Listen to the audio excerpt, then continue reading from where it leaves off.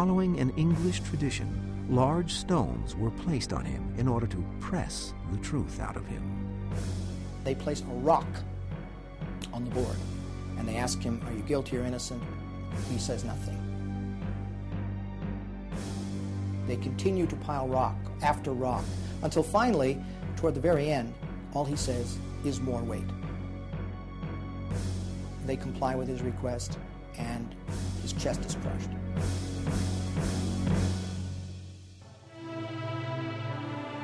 But death was not even the final judgment rendered upon the accused witches. Convicted witches, of course, would be expelled from the church, so they would not be allowed to be buried in any kind of holy cemetery or consecrated land. These people were clearly considered total pariahs.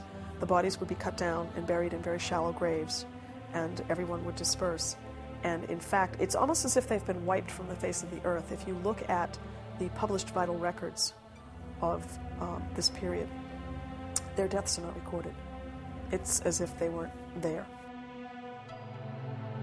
As the leaves began to change in the fall of 1692, so finally did attitudes towards the girls who started it all. Their denunciations had become too outrageous for even the authorities to support. They begin to accuse people who are not thought of as witches, men, children, the upper classes in the community, ministers. Once that happens, there's real resistance to their, what they called spectral sight at the time. Rumors began to circulate that the wives of Reverend Increase Mather and Governor Phipps were about to be accused of witchcraft. This time, the girls had gone too far. Governor Phipps dissolved the Court of Oyer and Terminer on October 29th and moved the cases to a superior court in late November. Spectral evidence, which had damned all of the witch hunt's victims in the past, was not allowed, due in part to Increase Mather, the father of Cotton Mather. He wrote, "It were better that 10 suspected witches should escape than that 1 innocent person should be condemned." As a result, 49 of the 52 remaining prisoners were acquitted and released from prison. 3 remained there until the spring of 1693. Tituba was sold back into slavery to pay for her expenses. 5 years passed before the Salem community began to recognize its grievous mistakes. On January 16, 1697, a day of public fasting was held at Salem to ask God's forgiveness for past sins. Judge Samuel Sewell and the 12 jurors who had condemned all of the alleged witches to death signed a petition, a public show of repentance.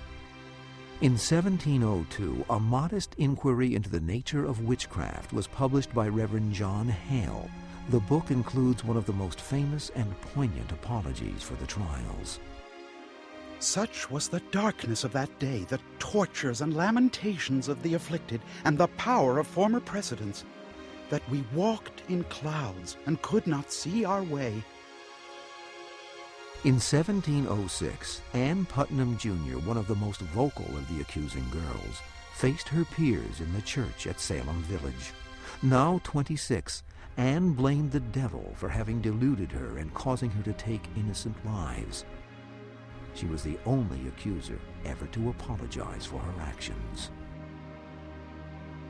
In 1711, the Commonwealth of Massachusetts reversed the verdicts on 22 of the 31 people convicted of witchcraft, exonerating them and restoring their civil rights. The state paid £600 British in restitution to the survivors of the trials and their families. It would not be until 1957 that the guilty sentence on the remaining 9 people was reversed.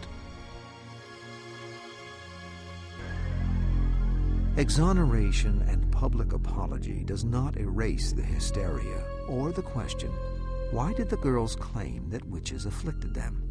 Were they acting, or did they genuinely believe what they were saying? For the last 250 years, the predominant opinion has been that the girls were making it all up.